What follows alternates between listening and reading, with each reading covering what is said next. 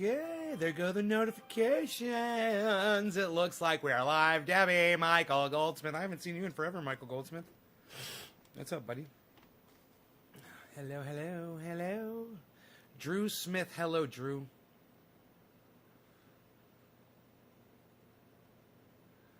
How are you? How are you?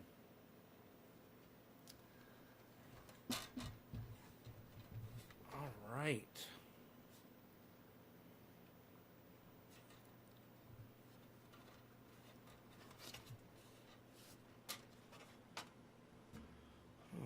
Oh, right. I got this. Okay, cool. We're good there. We're very good, you. You, my friend, you're very good. You. Cat. Hey, guys. Wow, look at all these people come streaming in. Holy shit. The masses have amassed. It's, you know, it's crazy. I only see the chats from Facebook. I don't see any chats from YouTube or anywhere else. Just 4 Facebooks.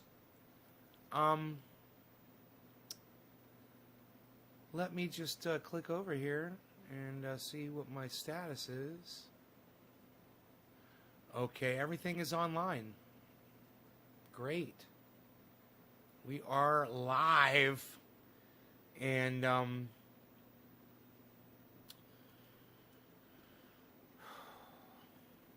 why you Beezlin? Why you Beezlin?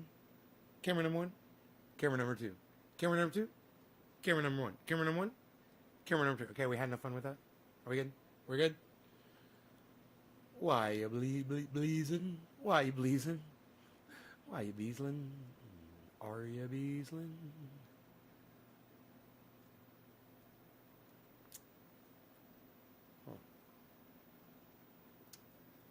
So, yeah, man.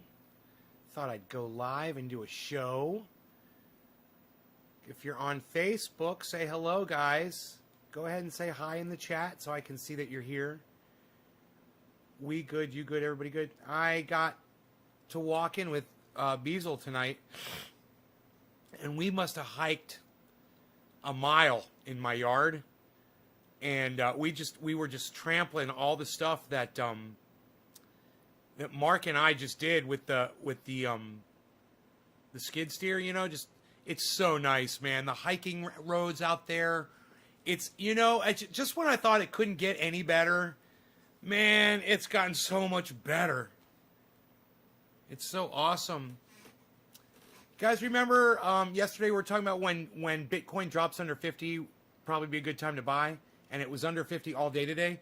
The end of the day, man, it's come up. Now it's at 50,200. And I was able to send Ron Flacone his gift, which was great.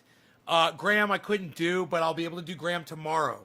So, and Ron said thank you. He got it. So, that's really cool, man. You know, none of that's getting charged to YouTube.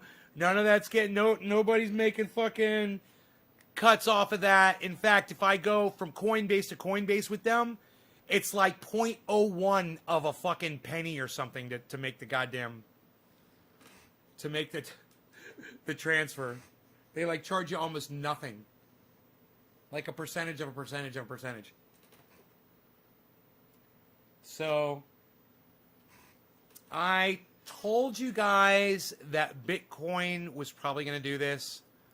And, bro, I got to tell you, I don't know. I have no idea what Bitcoin's going to do. All I know is from what I look at and what I guess. But that's not really good enough. There's a lot of things involved. But, man, I tried to purchase it. The thing is purchasing it at the right time, you know, when it's cheap. Really makes it worth your while. And then I've got a question for Ben over there at BitBoy Crypto. I wonder if he might know the answer. Is it more lucrative or advantageous to give Bitcoin as a gift when it's low in the market value, or is it better to give it when it's high in market value? You know? when you're giving gift Bitcoin. So you've been holding 4,600 since last year? Wow, man. Right on. Evening. That's a lot of money in Bitcoin. Pamela Warm. Hey, Pamela. Dude, $4,600 and you've been holding it? I'm assuming... Oh, Bitcoin. Yeah, I see. I've been holding Bitcoin since last year. Kevin, what's your Bitcoin up to now, bro? Give it low. It will always go up. Give me some when it's low. I mean, give a gift whenever. If it goes up, it does. That doesn't sound like you really know what you're talking about, Kevin. Yes, I bought in April. April of last year. Oh, yeah. So what'd your 4,600 go up to?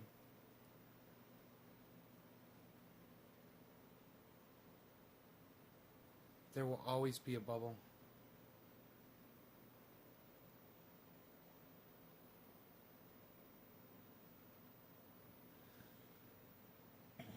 I tell you what it's doing right now is just every 10 years there's an inflation bubble of over. Yeah, you said that.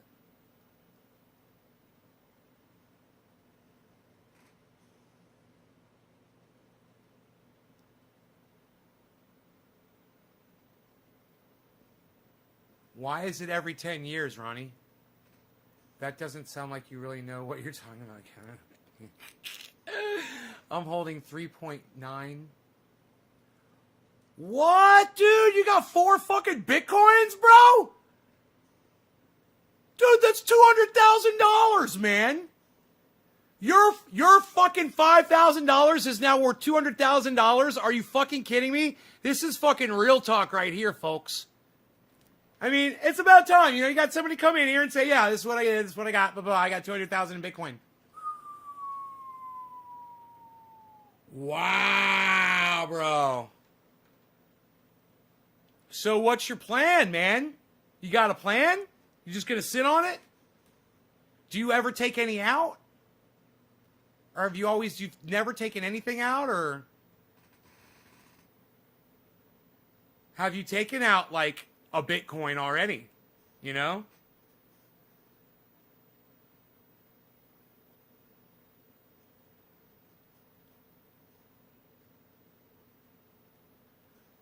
Oh, he said 3.9 coin, you fucking liar. You got 4,600. Okay, it tripled, dude. Okay. It's not $200,000, but it's 13,000, a little bit more than 13 grand. You put in 5,000, now you got 13 grand. That's fucking still crazy. North Dakota finally passed recreational cannabis in the Congress. North Dakota. Huh. Hey, Carrie.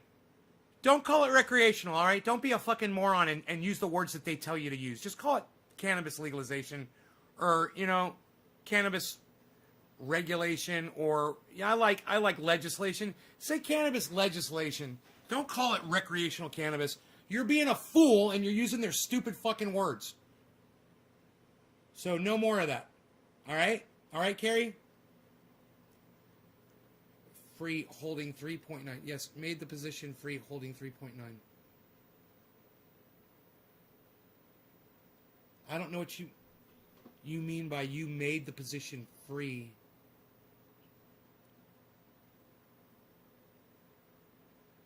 Coin is the new gold.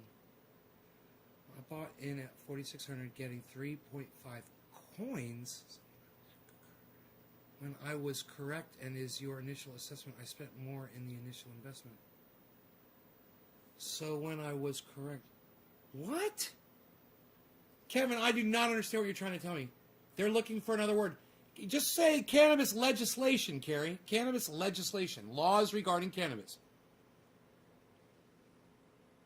Yeah, they're looking for another word besides recreational. They should just call it cannabis.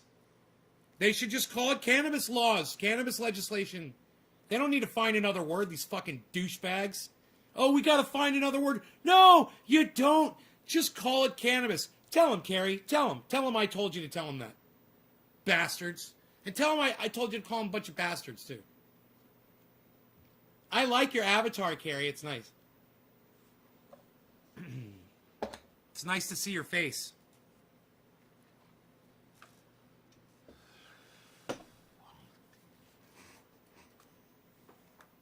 All right, I got some shatter here. Shatter. Shatter. Ah, Shatner. I am in space. Space. The final frontier of Shatter. William Shatner. Captain James T. Kirk. Starship Enterprise. 5-year mission. I don't see why Bitcoin is not the new gold standard, and if currency does go digital Bitcoin. Ronnie, because Bitcoin could fail tomorrow. That's why. It's not gold. Nobody is holding on to a chunk of fucking Bitcoin. It's all electronic. And even though all of you, people out there that say, oh, it's blockchain, so it's safe, what about a virus? What about the power goes out? Like it did in Texas. Let's say some of those Bitcoin blockchain servers were in Texas. Let's say that happens to the entire east coast of the country. Let's say it happens to the whole fucking world, man.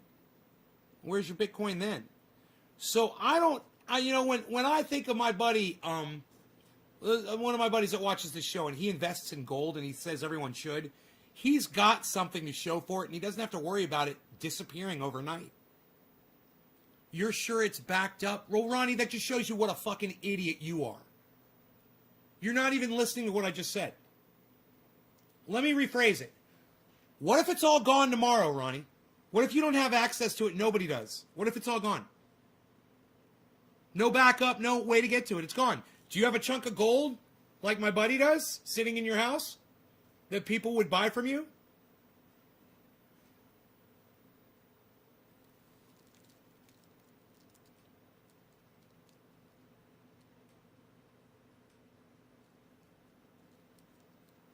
Jason Renzulli?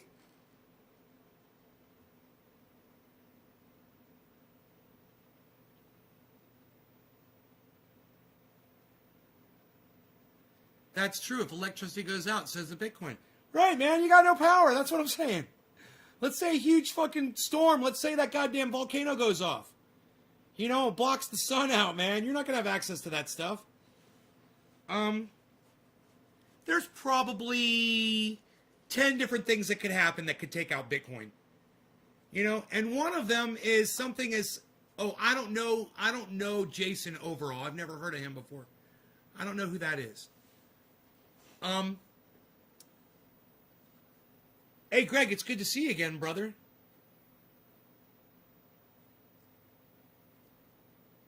Bitcoin is a way to diversify your portfolio. It would take a complete breakdown of society to make it crash. Right. Hey, Ronnie, it almost happened when COVID came through, bro. Society almost broke down right then. And then when that storm hit Texas, or when that giant fucking storm hit the east coast of the United States and New York lost power, you remember that shit? Things happen, man. Planes crash into the World Trade Center. The hackers come up with a new virus. Anything electronic, man. I don't care what you say. Some fucking kid could write a goddamn virus. Mark my words, it might happen. That could take out all of Bitcoin. And you could be like, oh, but it's on blockchain and it's safe and it's inaccessible to blah, blah, blah, blah. Yeah. It just takes some fucking 13-year-old kid, some little fucking genius, to sit behind a computer for a little while. Man, these little fuckers are working on it right now. I guarantee you there's some little kid somewhere trying to figure out how to crack fucking Bitcoin. And, I know there's no master server and it does make me feel more comfortable.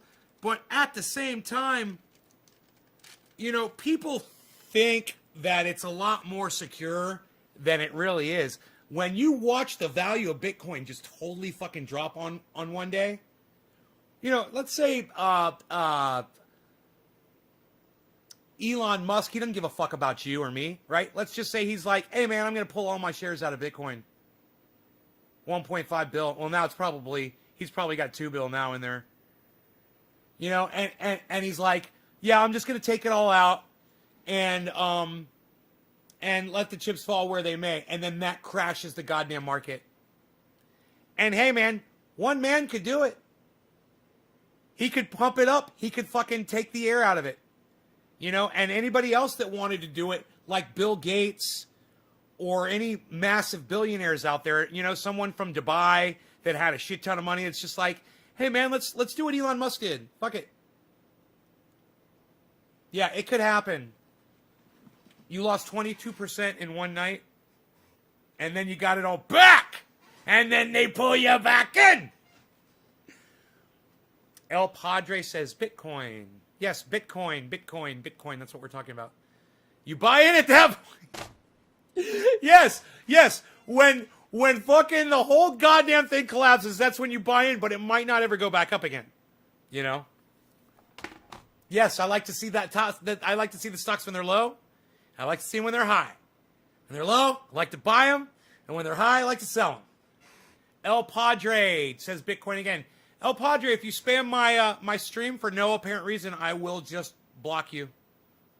I'll just block you because you already strike me as a stupid little fucking cunt bitch. But maybe your computer is just echoing, and that's okay. But if you fucking do it again, bro, outsters. Don't do it again. Don't spam my fucking chat for no reason. You got something to say, fucking say it. We don't take spam. We don't take too kindly to spam up in this chat. You little fucking Halloween troll bitch ass.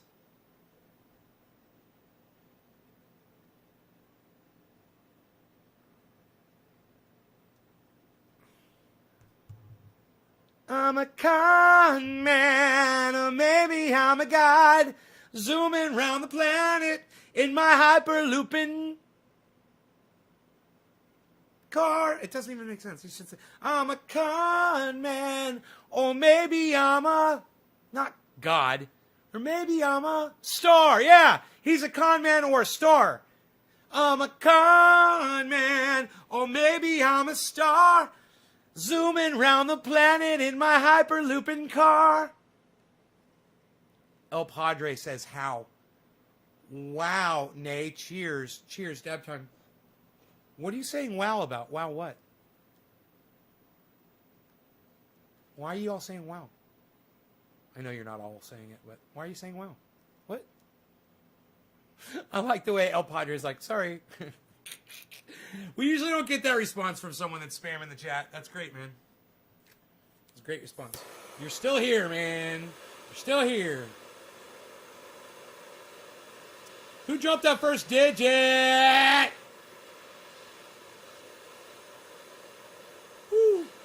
Who dropped the first? Who dropped the first digit? Who dropped the first? It was nobody. Nobody dropped any digits. Wow, look at y'all, bunch of noobs. Bunch of noobs up in here. Oh my God, what did y'all get together before the show and said, let's not get nay high? Wow, the entire, wow. It's not a fake name. El Padre? Yeah, it is. It's not your fucking name. Your name's not El Padre. You fucking idiot. You're a goddamn troll bitch. And who's that in your avatar? Who's that little black and white picture in your avatar? Looks like fucking Adolf Hitler. Don't tell me you look like Adolf Hitler. Charles, thank you. Cheers, Charles. You're the first person to drop a digit, bro. And I highly appreciate Charles Wasick or Wasick. Thank you, buddy. Or I'm just going to go with the soft C. El Padre is the father. Yeah, I know what it means. It's not his fucking name.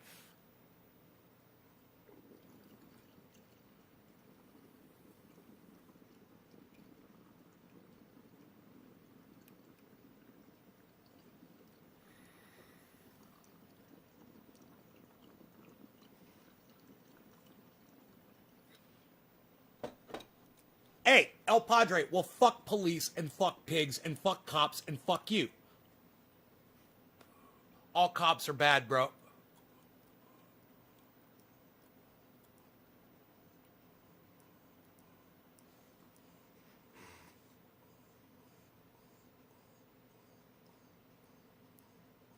I was close when I said Adolf Hitler. It's a fucking pig, just the same fucking thing. Like the pigs that let those fucking protesters into the fucking Capitol. Fuck them.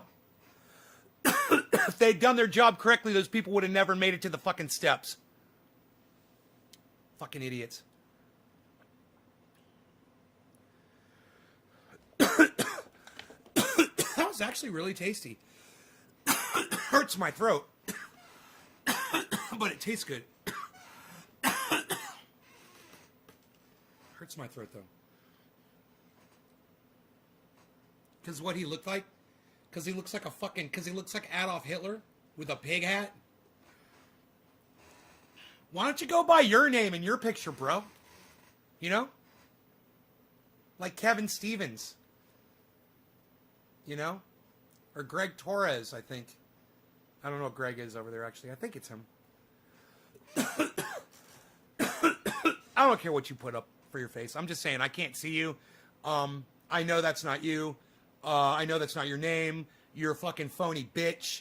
If you're going to be on social media and you're going to come in my goddamn live stream where I keep it real, I would think that you would keep it real with me too. You know?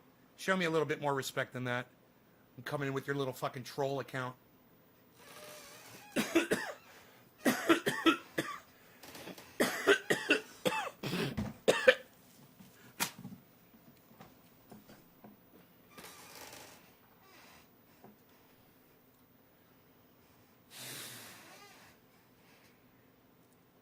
What kind of oil? Shit oil, whose name does not get repeated on my fucking live stream because it sucks.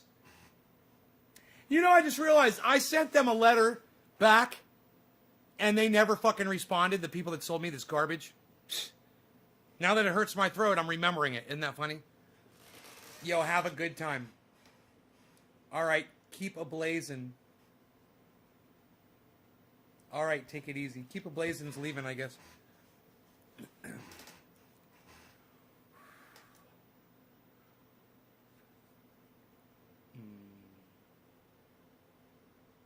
I guess Keep a Blazin' got upset because I couldn't see his face on his fucking live, on his avatar. Did you get upset, Keep a Blazin'? Did I hurt your feelings? Freedom. Freedom.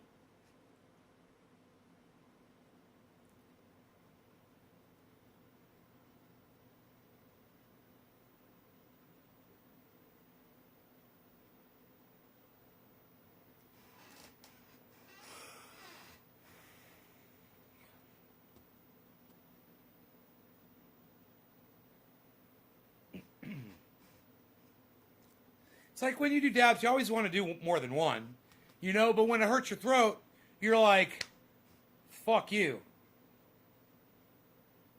You know, why would I do that? Why wouldn't I just grab my rosin and smoke some of that instead, even though I'm almost out? It's smoother, and it'll get me just as high, if not more high. I'm a con man, or maybe I'm a star, zooming around the planet in my shitty tunnel car.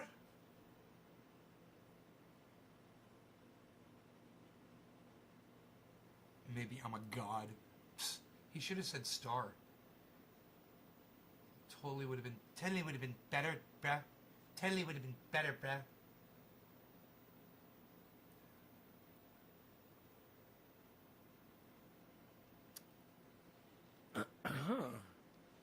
Oh, here it is.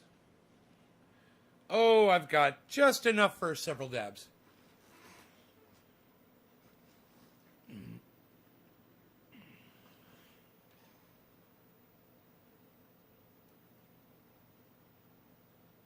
It is a beautiful world we live in. What? Now that's smooth. That's gonna be smooth right there, pal. Not this dispensary garbage.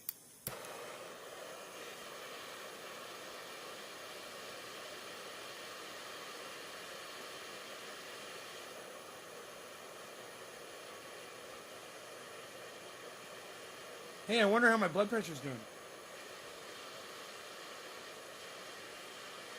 That thing, that watch doesn't check the blood pressure. It doesn't even have a health monitor. It does have a step counter. But, yeah, I was like, hey, it's quarter of the hour. Who am I smoking for? Who's dropping digi-doos on me? Who's dropping digits? Charles. Come on, who else is going to drop a digit? You guys, are you serious? You guys, none of you guys are sharing this video on social media anywhere and dropping a digit in here to tell me that you've done so? Have any of you shared this on social media?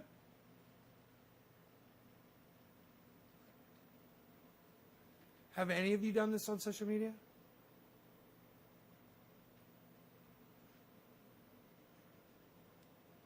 Hey, Doc Allen, Docky, Doc, you saved the dad. Thank you. Cheers.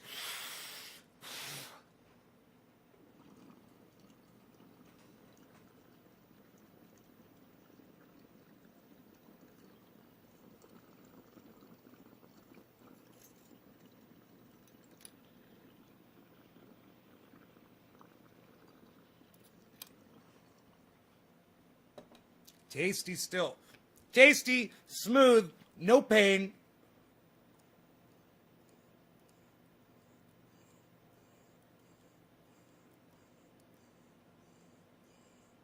My rosin that I squish is better than fucking shatter. Higher quality.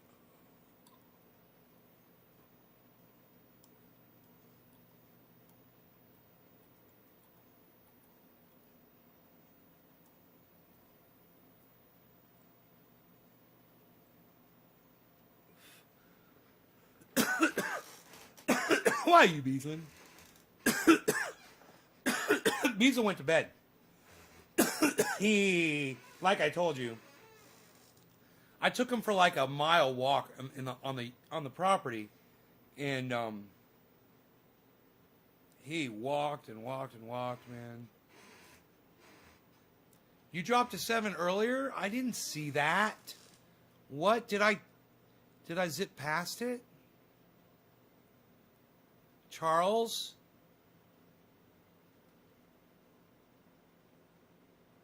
Bro, dude, did you see it come up on my screen? Because I don't see it, man. There's Debbie.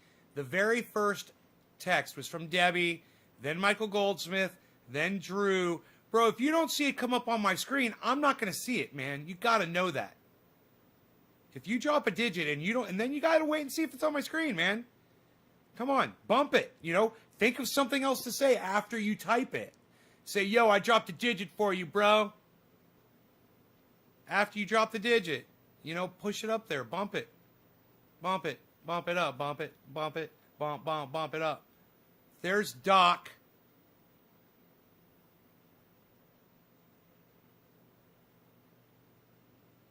Yeah, that's after Charles. Doc. Doc's 3. Randy's 3. Hey, man. Come on, you guys. Are you guys going to share this video for me?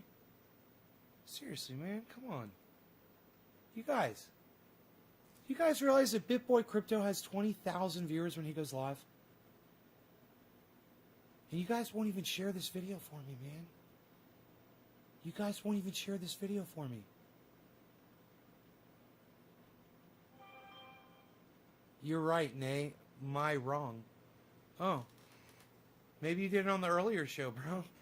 You think about the earlier show, bro? You think about the earlier show, bro? Hey, man. I have no shame when it comes to my audience. I love you guys. I trust you guys. I hope you trust me. I have no fucking shame when it comes to you guys. Please, please, please share this. Go on social media. Tweet it at somebody. Go on Facebook. Put it in a group.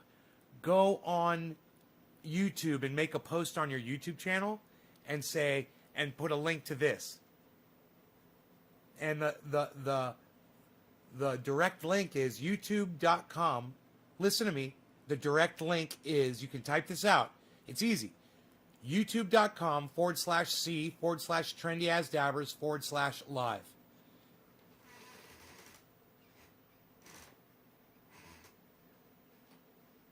That's the link, and it should work still. And it's the letter C. youtube.com/C/trendyasdabbers/live. C Trendy As Dabbers Live. Separated by forward slashes. I should... Dude, BitBoy Crypto has 20,000 views. I'll take 200. I'll take 200 for 50, Alex. I deserve 200. If BitBoy Crypto has 20... I'm sorry. Yes. My brain just melted inside my skull. If BitBoy Crypto has 20,000 viewers when he goes live, I should have at least... No, I can have 200. It's not that I should have 200. I shouldn't have 200 because you guys know. You guys know. He shouldn't have 200. I'm not going to share it.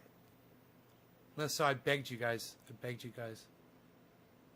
I begged you guys to share this. Well, Chris, when you share it, drop a digit in here. Hit a 3, a 5, or a 7. The 3 means you shared it on Facebook, and Twitter is what it used to be. Well, let's just say the 3 is Facebook. I like that. You shared it on Facebook in a group, 3. You share it on Twitter, 7. You host it on your channel, like Twitch, 5. 357. One of those numbers, depending on what you did. Chris, I'm going to assume you shared it on Facebook because you're typing from Facebook. Am I correct? That would be a 3. Just remember the 3 points of the F. The top, the left, and the right. 3. There you go. That's the 3. It makes it easy for me to find when I'm scrolling through. Like this, Randy Church. He's next, man. Randy Church. We're doing dabs, bro, and I'm gonna end up finishing my dabs. God,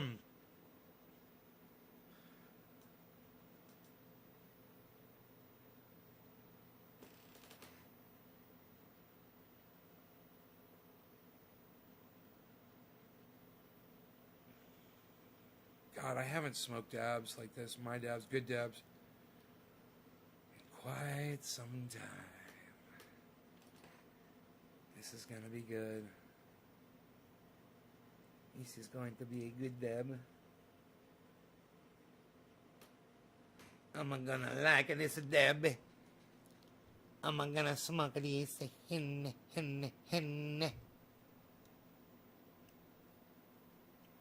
Tiffany. Hi, honey. How are you? I'm sad. People haven't been sharing the video. It's not doing really good.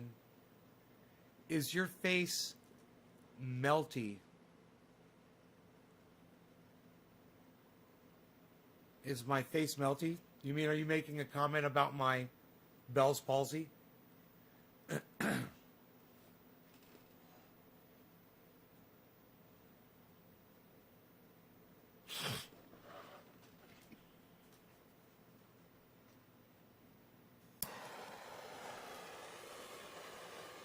That wouldn't be nice.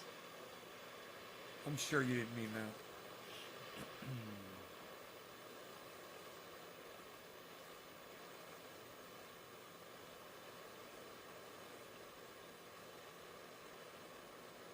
It works. YouTube.com/C/trendyasdabbers/live. There it is. Doc Holland. Doc Holland, just put the link in the chat.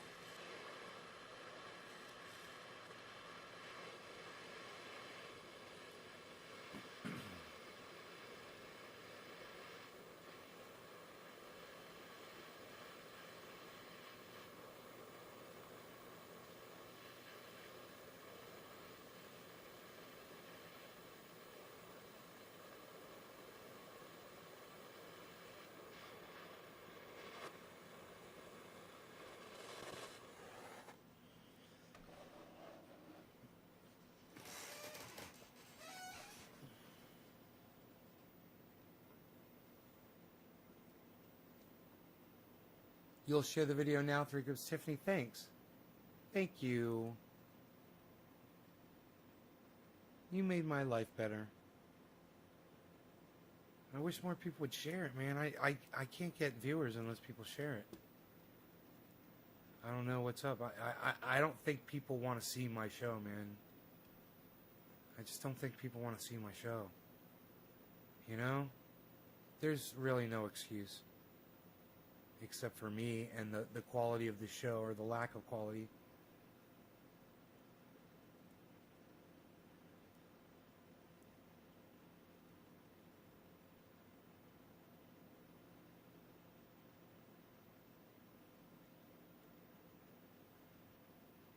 Okay, there's 24 people, not including Trovo. So thank you for the 24. That's actually, I'm happy with that. I didn't think there'd be that many, because there was such a poor response in the chat. So thank you for that, for the 24 of you that are here. Cheers, everybody. I forgot who this was for. God bless America. Randy Church, cheers.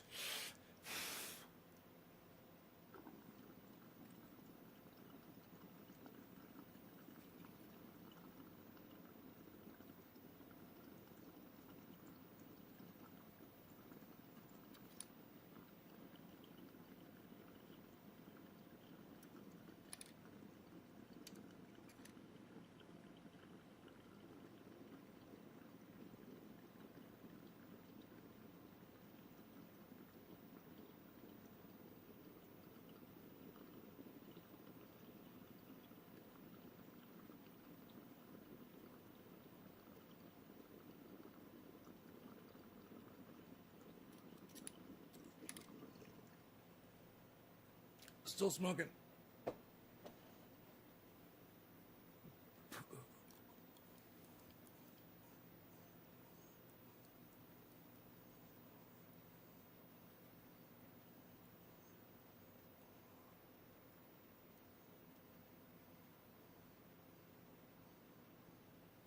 Can't even see them. They're invisible. It's probably the green screen is blocking the light that shines down right here. Fuck. It is. There's a shadow right here on my hand. I can see it.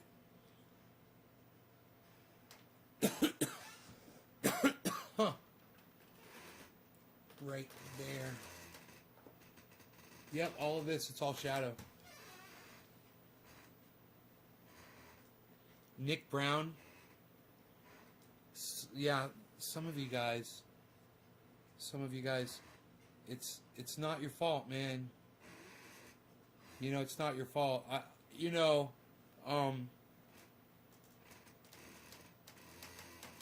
don't deserve to have people watching the show, man. So it's all right. The good thing is I know it. You know. But I just refuse to conform, man. And that's a problem that I have. I have a very hard time conforming. When I am sitting with a group of people, I'm fine, you know. But when it's just me, I'm a fucking beast. I'm a savage, man. Did you guys see Savage Joy, Marie, on Ron Placone? Did anybody go and watch that after I recommended it? They talked about cannabis. And Ron mentions at the beginning that he doesn't like that they're calling it marijuana and that he'd rather them call it cannabis. It's fantastic. Steven Culbertson, thank you for the 3, brother. Oh, yes. Thank you for the share. Yes. Thank you for the share. Thank you for the Aiden Hawk. Hello. Thank you for the share. Randy Church. Yes, sirree. Chris Frisley. Chris Frisley. God, is that like the coolest fucking name ever? Dude, is your name Chris Frisley?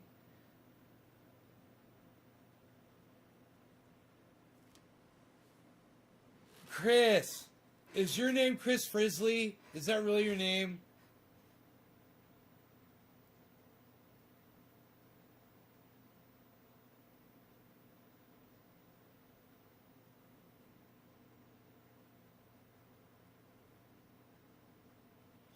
Dude, did they call you Frizzly, the motherfucking Grizzly? Dude, tell me your name is Frizzly.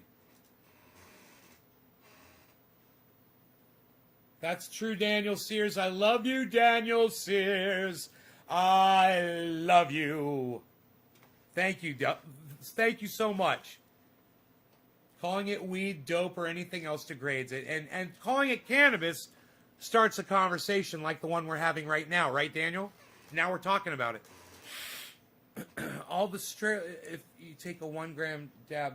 See, spacebar, that's the problem. Is all the things, spacebar, that I offer you on this show, and you still demand more in order to just hit a button for me. Do you realize that?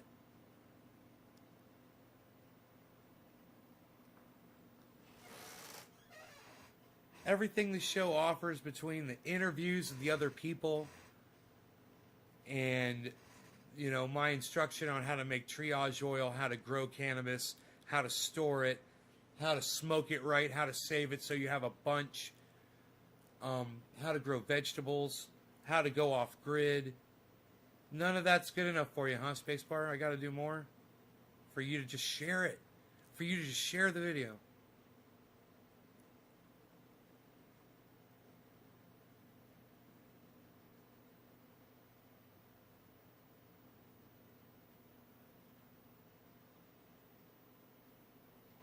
I'm so happy for you, Nate, getting into Bitcoin. I love to see the excitement having someone else.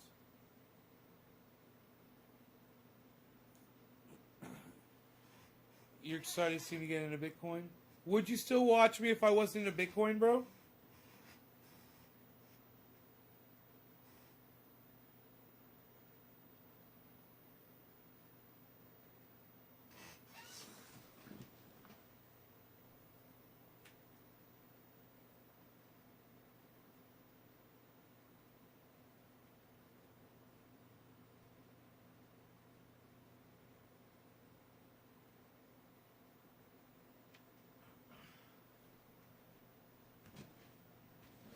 That's what I like to hear. Sorry, Daddy, do you forgive me?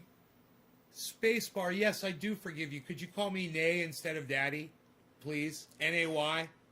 It'd be like we'd be buddies if you call me Nay, N-A-Y. What's up, Heavy Padilla? Chilling in the hill with Heavy Padilla. I watched you before I got into Bitcoin. Fuck yeah, son. You helped get me into Bitcoin, bro. You realize that? You and Graham Elwood talking about it. Stephen Colbert. No, not Stephen Colbert. It was John Oliver talking about it.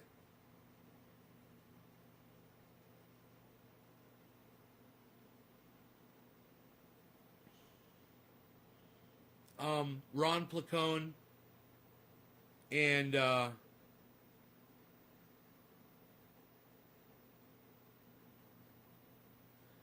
more people from the audience here asking me and mentioning it, and I was always against it, always against it, always against it, and then someone got me to look at it.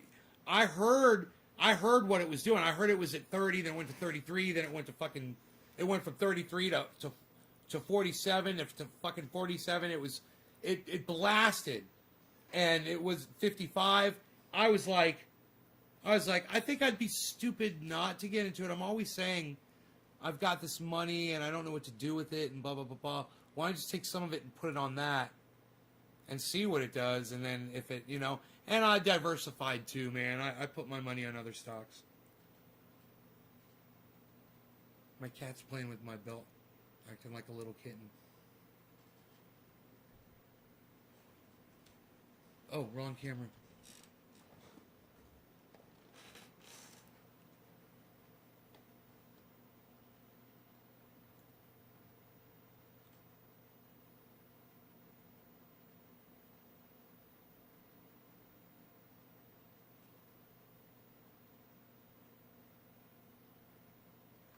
It's like he knows when I put the camera on him, man. Little fucker.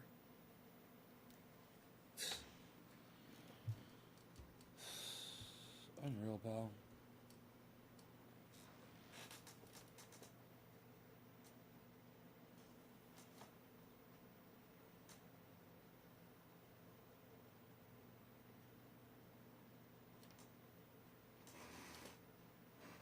Yeah, I know, Killer GB. I know it's been you, but you're not the only one. You're not the only one that's been coming in talking about Bitcoin. There were several people.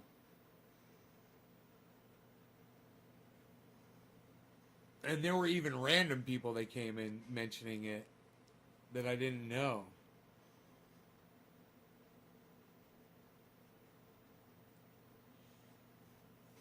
But, you know, you were mentioning it, and I was like, yeah, I know. I'm hearing what it's doing because it's all over the fucking news.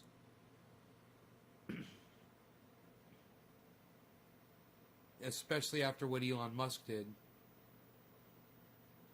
You know, and then they're just covering it all the time.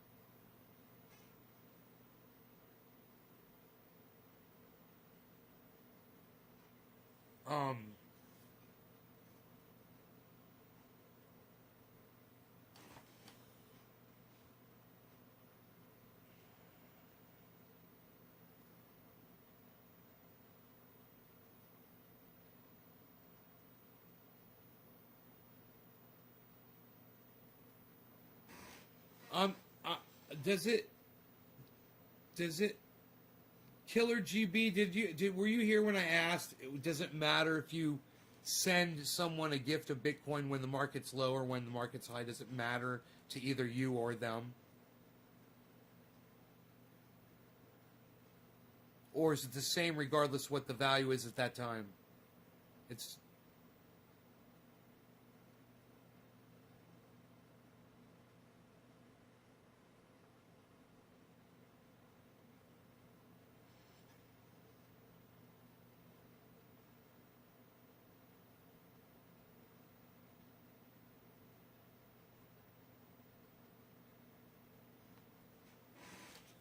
hell yeah, Daniel. Have you tried the triage oil, bro? On your knees? I used some on my knee the other day, man. I haven't had pain in it since. It was sore from I was walking. I put it on one time, I think. I think I only put that goddamn triage oil on one time on my knee. I've been, like I told you, I walked a mile today up all over my goddamn mountain. Put these roads in, they're so sweet. Dude, I haven't even taken the Rockster on there yet. But I've driven all over it with the quad. It's so nice, man. It's so nice and level.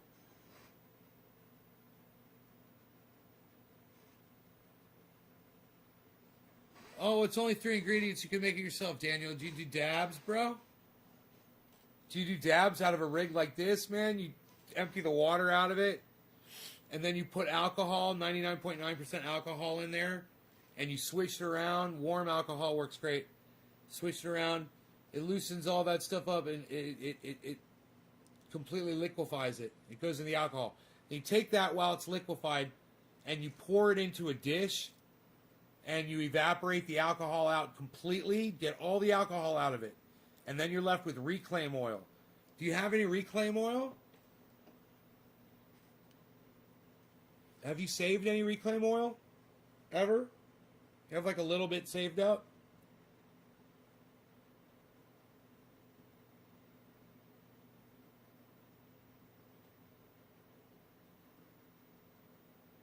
I've been saving reclaim oil since my first house. I did a video in my first house about reclaim oil. Here in California.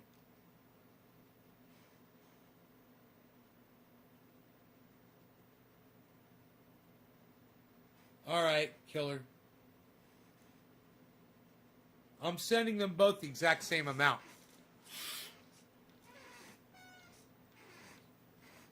I have some, but not much.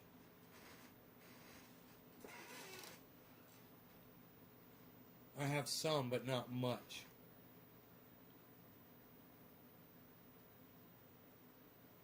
Do you have 15 drops of it?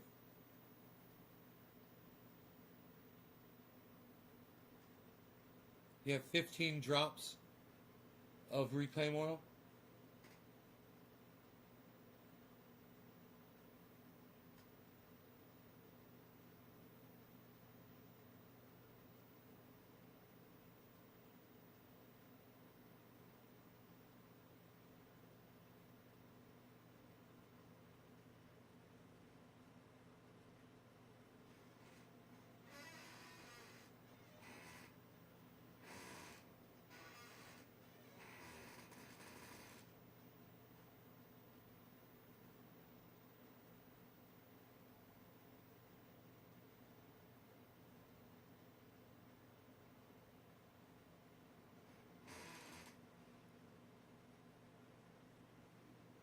It shouldn't take you long to get it now that you know to save it up if you're doing dabs.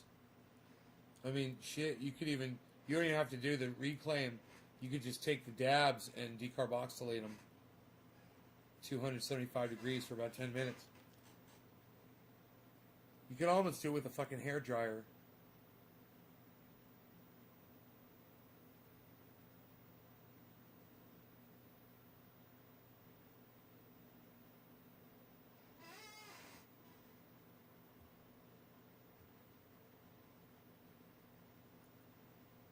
You mix 15 drops of 15 dabs, 15 drops of dabs. They're not 15 dabs. It's 15 drops of reclaim oil, right? With 15 drops of coconut oil. Mix those together, liquefy them. You just have to get it warm enough to liquefy it. It doesn't have to be super hot. Once you liquefy that, get 1 ounce, get a 1 ounce jar, and you put 1 ounce of coconut oil in this jar. Take your now it's 30 drops of 50-50 that you just made, which was 15 drops of coconut oil, 15 drops of your THC oil, which was your reclaim. And it doesn't matter what strain you're smoking. And then you put in 7 or 8 drops of peppermint oil. And then you shake it up, and you've got this. And you get the peppermint oil from Amazon or all over the internet. They've got peppermint oil. Just get a good quality peppermint oil. And be careful, peppermint oil is dangerous. It's very strong. It's very strong. It can blind you. I put a couple of drops of peppermint oil in this to train the dog when he was younger. I would just spray a little bit on anything that he would chew on, and he wouldn't fucking go near it. Then, come to find out, this stuff works on cleaning windows and glass. You fill this up with water, you put a little bit of fucking peppermint oil in it, and it streak-free glass cleaner. I don't know if anybody knows about that. I don't know if I made that up. I mean, I know I made it up, but I don't know if people already know about it. But I'm telling you right now, fucking peppermint oil is glass cleaner. It smells nice. It dissipates. And it's streak-free fucking glass cleaning. Here. Check this out. Watch this. Alright? Watch this. Look at how fucking dirty this is. With the fingerprints and the fucking smudges all over it. Watch this shit.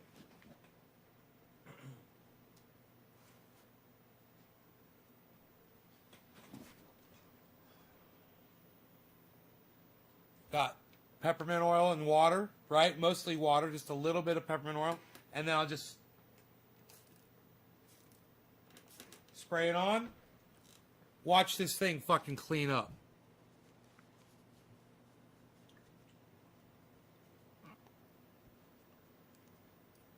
Look at that shit now. Dude, you're reading the logo through the glass.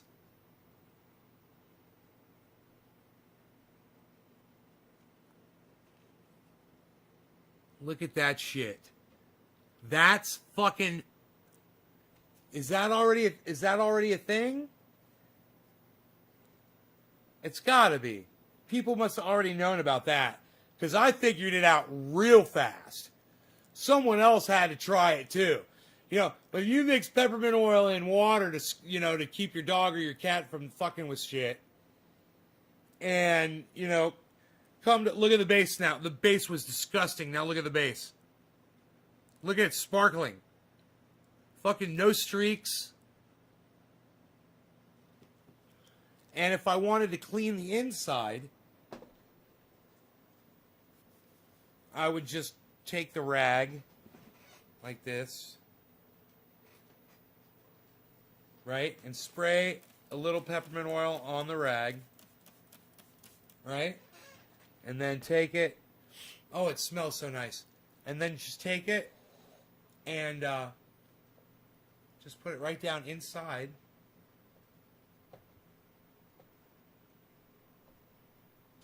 Right? Just like this.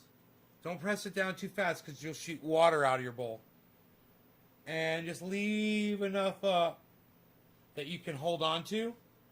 And then just grab it by the base and just start twisting. And eventually, it won't take long, it'll start spinning.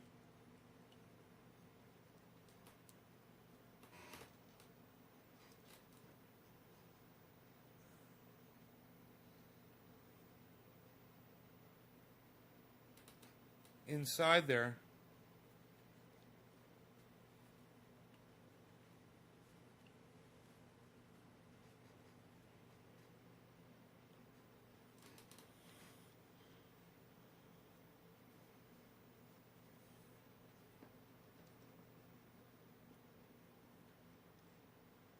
I think there's something down inside. Yeah, I'm gonna have to clean this with alcohol. There's some smudge inside there. There's a little smudge inside there from some resin. Man, it looks nice and clean like that, though. Nice and clean and shiny.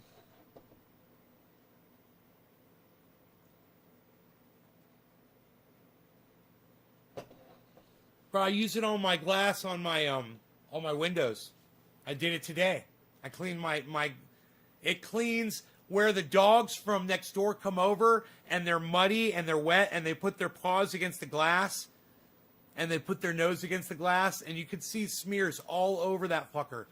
I spray it really good with some peppermint oil water, man, and just wipe it down once that way, once this way, and then I look to see if there's anything on there that, you know, like little tick turds.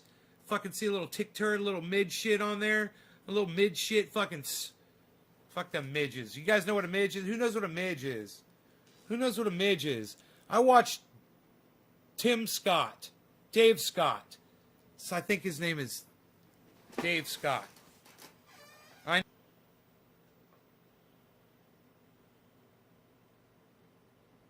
We had a different name for him in Florida.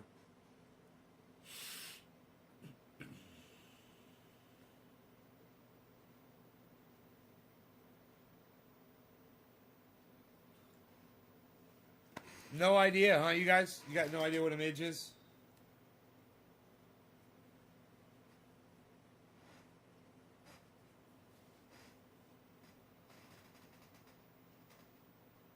Not even a guess?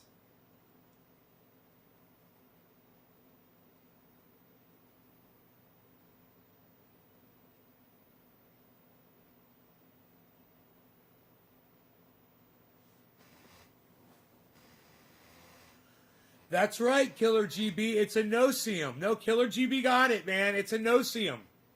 That is correct. A midge is a no-seum. They are little fucking bastards.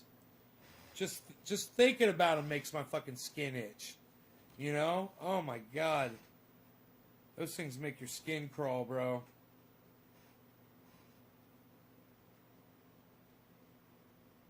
They sting. And, you know, you pretty much can kill them. Man, if you saw what a midge looked like when it's sucking your blood, that's what they're doing. Those tiny little no-seums, they're sucking your blood, believe it or not.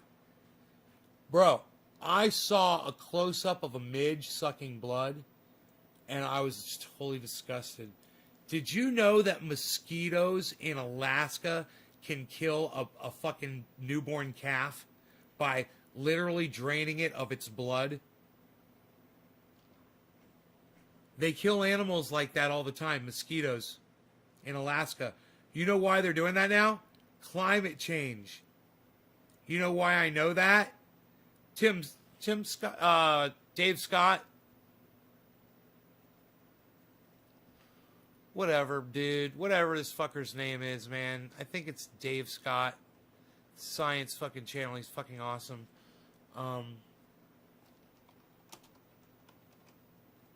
He's talking about cicadas. No, not Dave Scott. My bad. Not Dave Scott. Fuck. What's his name? What did I say? First.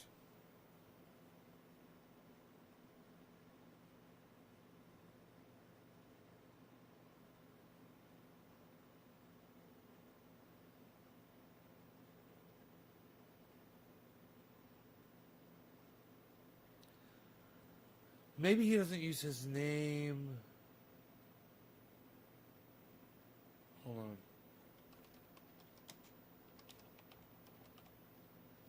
Tom Scott. Tom Scott? No. Michael Scott? No.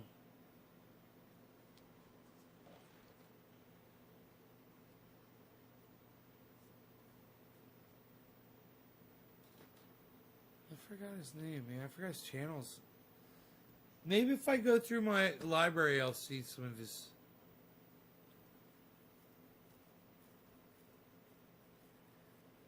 God, dude, Seth Meyers is a fucking moron. He's got no comedic value whatsoever. Man, it's just so fucking unfunny. He's so not good, you know? I can't think of another way to say it. He's really bad at comedy.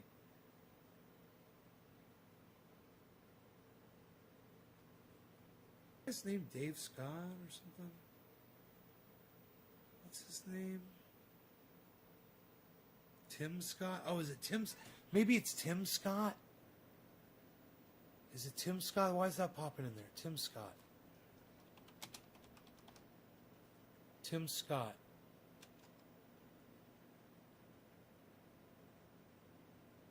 No.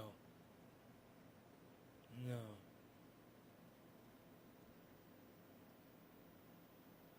No. Oh, isn't that funny?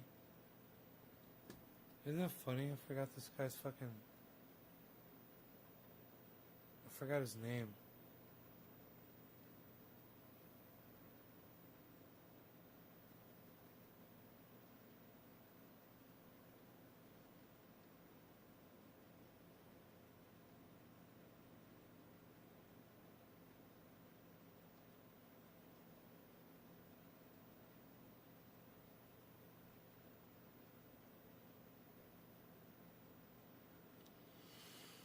I can't find him in my history, man.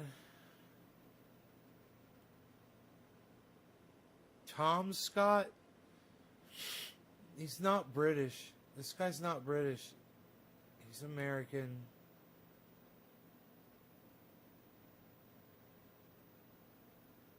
It's so funny. It'll come up. I'm gonna find it any second now. In my watched videos.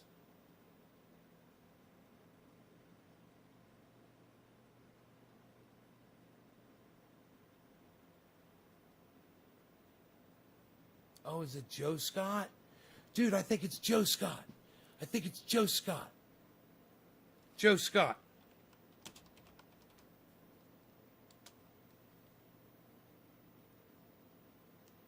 Joe Scott. That's it.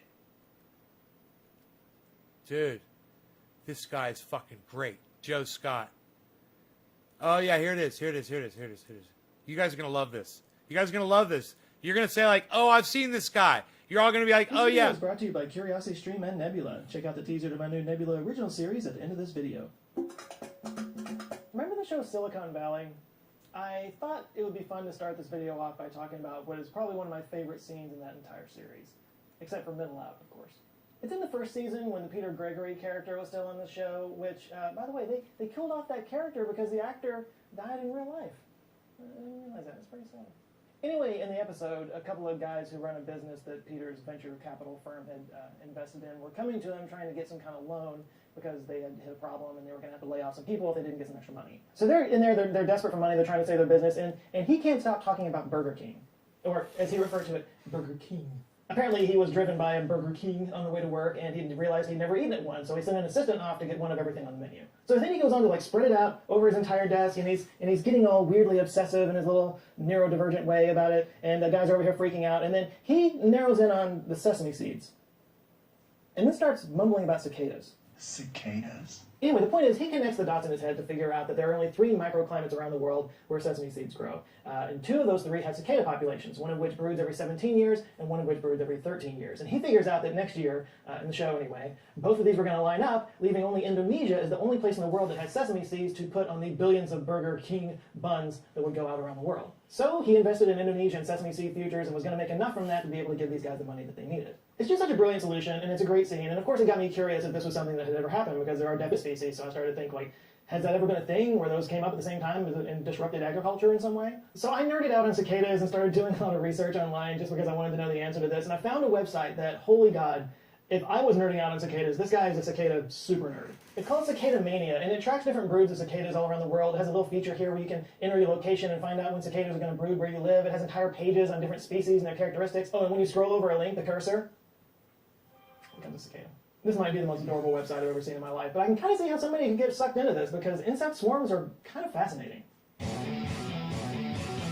According to the book of Exodus in the Bible, God unleashed 10 plagues on the Egyptians to convince the Pharaoh to free the Jews from their captivity. Water turning into blood, raining frogs, lice, boils, all the greatest hits. And one of them involved locusts. They covered the face of the whole land, so that the land was darkened, and they ate all the plants in the land and all the fruit of the trees that the hail had left. Not a green thing remained, neither tree nor plant of the field, through all the land of Egypt. That was dramatic. But, from a scientific perspective, this may have actually happened. Molecular biologist Ciro Trevisanado is the author of The Plagues of Egypt, Archaeology, History, and Science Look at the Bible. He blames it on the volcanic eruption on the island of Thera, now known as Santorini, in the year 1600 BCE. He told the Telegraph in 2010 that the ash fallout could have caused weather anomalies leading to higher humidity and more precipitation that would lead to more locusts. Although I feel like I should point out that the Thera eruption has actually been blamed for a lot of things over the years, everything from the end of the Minoan civilization to the Bronze Age collapse to the end of Atlantis. I actually went to Santorini a couple years ago. It was the last big trip that I took before COVID hit. It was great. I remember traveling. But weather anomalies have definitely led to locust plagues before. In fact, they're still dealing with the fallout of a swarm last year in 2020 in East Africa and Western Asia. In 2018, cyclones dumped a ton of water on the Horn of Africa, Oman, and Yemen. And this created breeding grounds for locusts that caused all the swarms that happened last year. In fact, the 2020 swarm is one of the worst outbreaks in over 100 years. It was reported that one swarm was 40 kilometers wide by 60 kilometers long. That's big enough to cover the city of Paris 24 times over. Desert locusts are basically a type of grasshopper. What sets them apart from other types of grasshoppers is that they have a tendency to go from a shy, unremarkable animal to a friggin' destroyer of worlds. What, does that sound over the top? Because it's not. Desert locusts, as the name implies, are used to dry conditions. They live sparingly, they're in survival mode most of the time, until it rains. When the rain starts to fall, they basically turn into gremlins and multiply by the tens of billions. They gather together in what's called the Gregarious Phase, and this helps them to produce a hormone that causes all kinds of different transformations. They change color from green or tan to a bright black, red, or yellow, and their bodies get smaller, their endurance... And a very important point you guys should realize, with global warming, we're going to be getting more rain events. With more rain events, you might see more of these guys in the near future. Increases and their brains grow along with their appetites. By the way, this ability to change in response to environmental conditions is known as phenotypic plasticity. The females lay eggs together that all hatch in sync, so hey, Jacob. 1 million desert locusts can turn into 1 billion in just a few days. And then once they take flight, they're all right, Daniel. unstoppable. Locusts ride the winds and can migrate across great distances. In just one day, they can fly more than 200 kilometers, eating all the green vegetation they find along the way. They can eat their own weight in food every day. Now, granted, that's only 2 grams each, but when you're talking about 50 billion of them in these swarms, that can add up to as much food as 35,000 people per square kilometer. A swarm in West Africa from 2003 to 2005 resulted in $2.5 billion in harvest losses, according to the UN Food and Agriculture Organization. In fact, they call the desert locust the world's most dangerous migratory pest, affecting the livelihoods of 1 in 10 people on the planet. So why talk about insect plagues? That's why. Now, swarming behavior is pretty common around the world. Fish, ants, bats, even snails get their swarm on. But a handful of animal swarms stand out above the rest, not only affecting people's livelihoods, but decimating crops around the world. So let's start with everybody's favorite parasite, the mosquito. Some fun facts about the mosquito. There's more than 3,000 different species of them. 176 species are recognized in the United States. Some can transmit diseases like dengue, West Nile, encephalitis, filariasis, malaria, and yellow fever. And they contribute to almost 1 million deaths worldwide each year. Now, not all mosquitoes actually bite you. It's only the female ones. They suck your blood for a blood meal so they can get protein to make eggs. And mosquitoes have been around since the Triassic period, so much like cockroaches, they're probably not going anywhere. And like locusts, heavy rainfall can increase their numbers. For example, the inland floodwater mosquito can lay up to hundreds of eggs at a time, and those can stay dormant for up to 10 years. And if at some time during those 10 years there's some extra rainfall and the lakes and rivers rise up enough to cover those eggs in water, they can all hatch at once, releasing millions of mosquitoes all at the same time. Fun! Oh, and do you know which state has the worst mosquito problem? It's not what you think. And it's not Texas, even though we love to complain about our mosquitoes here all the time. No, it's Alaska. Which kind of blows my mind. I always think of mosquitoes as being tropical. But yeah, Alaska has over 35 mosquito species, and their swarms are so huge they can actually disrupt animal migrations. Caribou especially, because the swarms can actually cause them to go away from their normal feeding grounds, which can lead to malnutrition and extra stress, which reduces their population. Mosquitoes have actually lowered the population of caribou in Alaska. Now, why are there so many mosquito species in Alaska and other Arctic regions? 2 words: climate change. In a study published in the Proceedings of the Royal Society B in 2015, researchers found that mosquitoes are very responsive to environmental temperature changes. They said, quote, a warmer spring and earlier pond thaw in 2012 resulted in a mosquito phenology that was advanced by 2 weeks relative to 2011. In fact, they found that for every 1 degree Celsius increase in temperature, the amount of time the mosquitoes need to grow decreases by 10%. And that means less time exposed to predators. The faster they go through these life stages, the better off they are, one of the researchers, Lauren Kohler, told National Geographic. If you're only exposed for 20 days instead of 24, that's good for you. That's 4 days you don't have to worry about being eaten. Not so much good for the caribou, though. Depending on where they are, they might run to higher ground, or they might run to windier areas, or areas with more snow and ice, coincidentally areas that have less vegetation to eat. And also, the earlier arrival of the mosquito, because of the warmer weather, actually coincides with the birth of new caribou calves. And yet, this is how bad the mosquitoes are out there. They can swarm a caribou calf and drain it of all of its blood. Make sure you pack some off next time you go to Alaska. Or Louisiana after a hurricane. Yeah, last year in 2020, along with every other disaster that we had going on, Hurricane Laura unleashed massive numbers of mosquitoes, enough to kill deer, cattle, and horses. An agricultural expert named Jeremy Hebert claimed that he'd never seen anything like it in his life, and that, quote, as soon as you would walk outside, your legs would turn black from the sheer amount of mosquitoes. Ugh, mosquitoes are the worst. Sort of on that same note, here in Texas every year we get swarmed with crane flies, which are harmless, but they look like giant mosquitoes. In fact, sometimes they're called mosquito hawks. They're also often inaccurately called mayflies.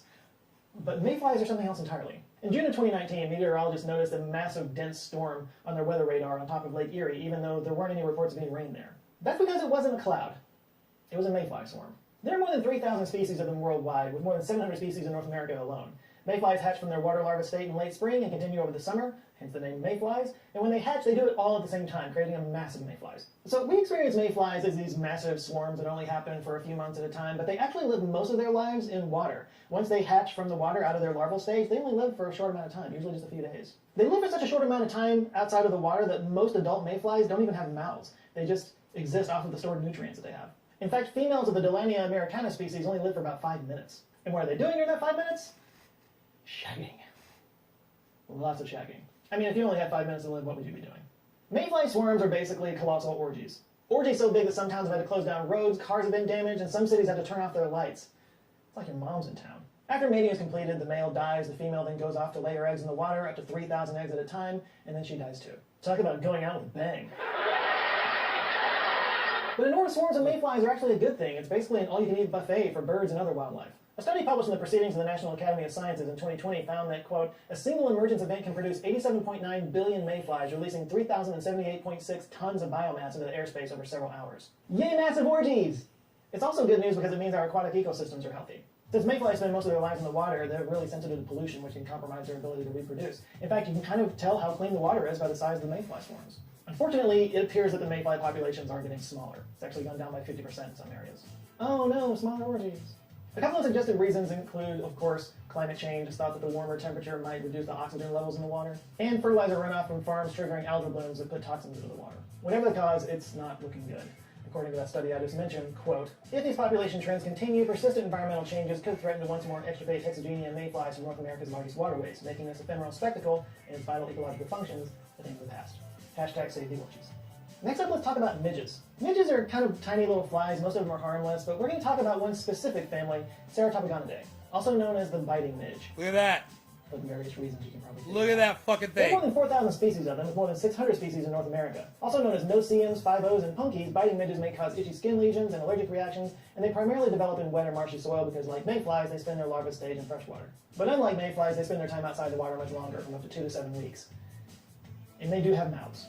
Like mosquitoes, it's the females that do the biting, again, for protein, for egg production. And some species pick certain other species to feed off of, and some of them are more general. The feeding periods are different among the species, too. Examples include the Leprechaunop species feeds during the day, the Culicoidus species starts at dusk and continues throughout the night, and certain species in the Culicoidus genus, which like to bite humans, are often attracted to light and will enter homes to feed. And what drives those midges to swarm? You guessed it, Frank Stallone. There's probably just like 5 people that are old enough to get that, but I don't care. No, they do it for reproduction. It's that whole thing again. According to Dr. Henry Disney from the University of Cambridge, males will produce a sound and a smell signal to attract the females, and they'll usually swarm around a certain object so they have a point of reference. According to Dr. Disney, sometimes they gather in such numbers that they make huge towers. So many midges once swarmed the Salisbury Cathedral that a fire brigade was called because it looked as if the spire was swathed in smoke.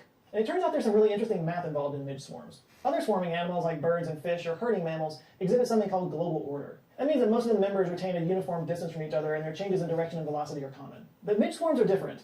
This was brought forth by U.S. researcher Akira Okumbo back in 1986. Okumbo showed that midges move randomly in direction and acceleration in a swarm. Still, the swarm remained a swarm because of the nature of randomness. Okumbo also showed that a midge's inward acceleration increased in inverse proportion to how far it was from the center of the swarm. He described the swarms as self-gravitating systems. UK physicist Andy Reynolds added to that work in a paper in... Dude, did you see that fucking swarm they just showed? Of midges? Oh my god. Direction and acceleration in a swarm. Still, the swarm remained a swarm because of the nature of randomness. Okumbo also... Oh my god. That's a fucking swarm of midges, man. Dude. Could you imagine being in the middle of that? Breathing them fuckers in? You're breathing them in. Could you imagine if you were in that? Dude. Look at that.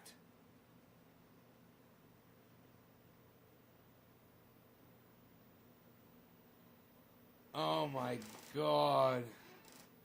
So, Joe Scott's channel rocks. You guys, you should all subscribe to Joe Scott. And let him know Nays Garden sent you. Not that he cares. He's huge. He's wower than Harlem, baby. He's got fucking 1 million subscribers. He's wower than Harlem, kid. You know what's up. You know how we do. Showed that a midge's inward acceleration increased in inverse proportion to how far it was from the center of the swarm. He described the swarms as self-gravitating systems. UK physicist Andy Reynolds added to that work in a paper in 2018 where he used the Langevin equation as a framework. That equation is used to describe Brownian motion, which is basically how colliding particles appear to move randomly in a fluid.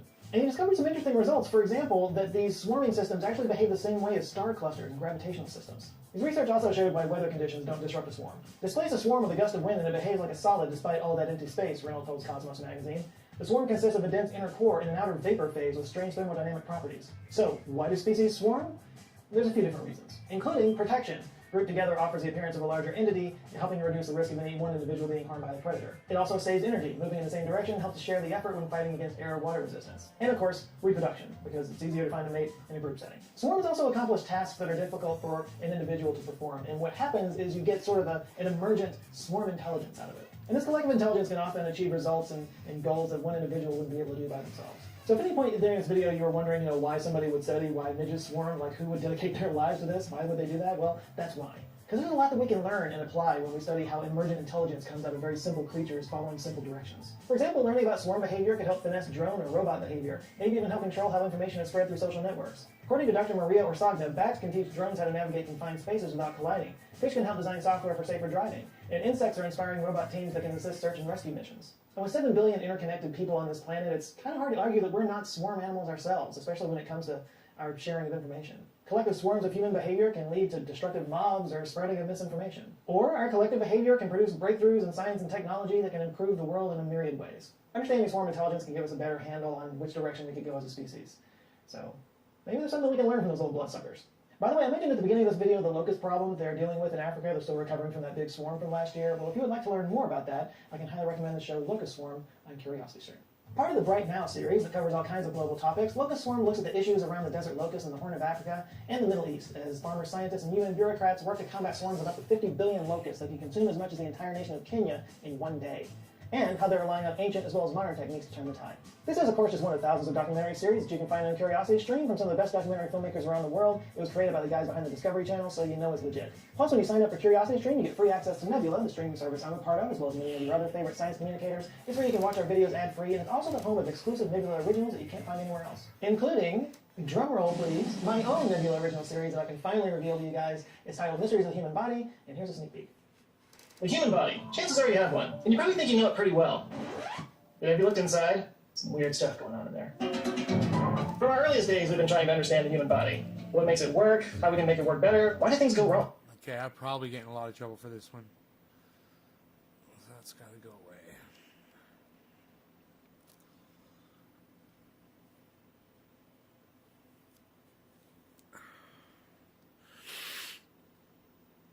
You guys are a lovely audience. We did some long shows today, huh?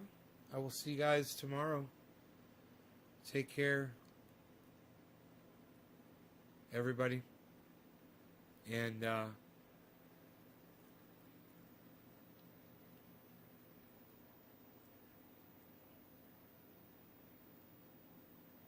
check out my friends Ron Placone and Graham Elwood. Go watch their shows. They're fucking awesome. Check out their channels on YouTube. Ron Placone, Graham Elwood. Ron Placone, Graham Elwood.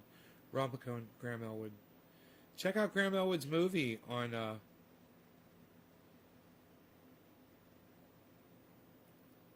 YouTube. It's called Earbuds, but it costs like $4 to rent or something like that. But it's really good. Earbuds by Graham Elwood.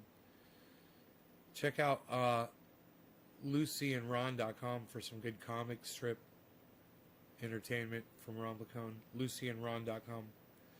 All right, you guys, take care. I will see y'all later.